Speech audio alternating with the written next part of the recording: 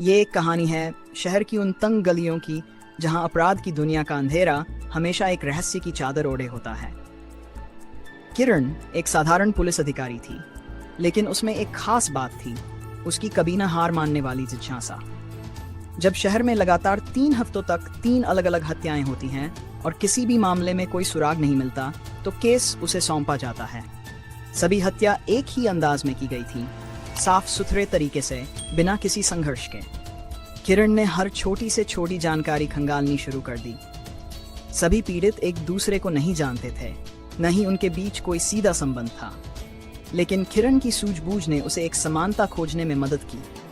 तीनों पीड़ितों का एक कॉमन सोशल मीडिया कनेक्शन था, एक गुमनाम अकाउंट जिसने हत्याओं के कुछ दिन पहले ही उनके पोस्ट्स पर अजीब कमेंट्स किए थे, जबकि अन्य पुलिसकर्मी इसे एक संयोग मान रहे थे। किरण को इस अकाउंट के पीछे कुछ बड़ा संदेह नजर आ रहा था। उसने गहराई से जांच शुरू की और पता चला कि यह अकाउंट उस व्यक्ति का था जिसे कुछ साल पहले हत्या के आरोप में बरी कर दिया गया था। वह व्यक्ति था अंशुल, एक मनोरोगी जिसने एक परफेक्ट क्राइम का सपना देखा था। किरण अब जानती थी कि उसे सावधानी से चलना होगा। उसने अंशुल की गतिविधियों पर नजर रखना शुरू किया, लेकिन अंशुल इतना चालाक था कि उसे समझ आ गया कि पुलिस उसके करीब आ रही है। अब शुरू हुआ एक मनोरंजक खेल, बिल्ली और चूहे का। किरण और अंशुल दोनों अपने अपने दिमाग के खेल खेल रहे थे, एक दूसरे से एक कदम आगे रहने की कोशिश में। एक रात किरण को एक अनजान फोन आता है। दूसरी तरफ से एक धीमी लेकिन आत्मविश्वास भरी आवाज सुनाई देती है। तुम मेरे बहुत करीब आ चुकी हो, लेकिन क्या तुम मुझे पकड़ पाओगी? अब यह व्यक्तिगत हो चुका था। किरण के पास बहुत कम समय था और अपराधी उसे अपने जाल में फंसाने की पूरी कोशिश कर रहा था। क्या किरण इस खतरनाक खेल में जीत पाएगी, या फिर अंशुल एक बार फिर कानून को मात देकर अपनी अगली शिकार की तलाश करेगा? ये एक ऐसी कहानी है जो हर मोड़ पर आपको चौंका देगी और अंत तक आपको अपनी सीट से हिलने नहीं देगी। किरण जानती थी कि अंशुल उसे भ्रमित करने और डराने की कोशिश कर रहा है, लेकिन वह उससे एक कदम आगे रहने के लिए पूरी तरह तैयार थी। उसने तुरंत अपनी टीम को सतर्क कर दिया और अंशुल की हरकतों पर करीबी नजर रखने लगी। एक रात जब किरण देर तक केस की फाइलों में डूबी हुई थी, उसे एक और सुराग मिला। हत्याओं के समय एक जगह पर पास के सीसीटीवी कैमरों ने एक रहस्यमय कार की फुटेज कैद की थी। किरण ने उस फुटेज को बार बार देखा और पाया कि कार को जिस समय में देखा गया वह घटनाओं से मेल खाता था। उसने तेजी से कार का नंबर ट्रेस किया और पाया कि यह कार एक नामी वकील की थी जो कभी अंशुल का केस लड़ चुका था। किरण ने वकील से पूछताछ की। पहले तो वह घबराया, लेकिन जब किरण ने सबूत सामने रखे तो उसने माना कि अंशुल ने उसे ब्लैकमेल कर अपनी पुरानी कार का इस्तेमाल किया था।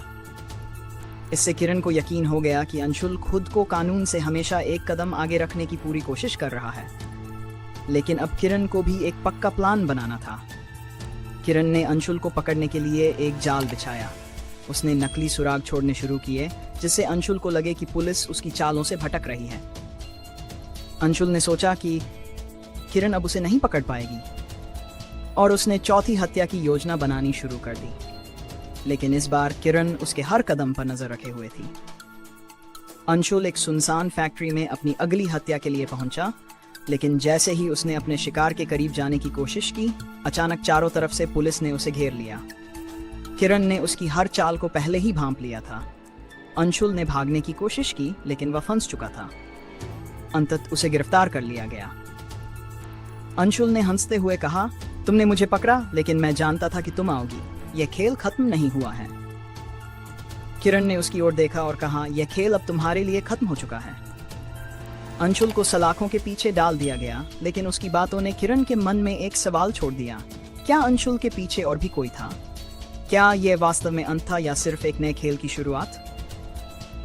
कहानी वहीं खत्म नहीं होती, क्योंकि सच कभी भी सीधा और मीडिया में किरण की बहादुरी की तारीफें होने लगी और ऐसा लगने लगा कि यह खतरनाक खेल अब खत्म हो चुका है।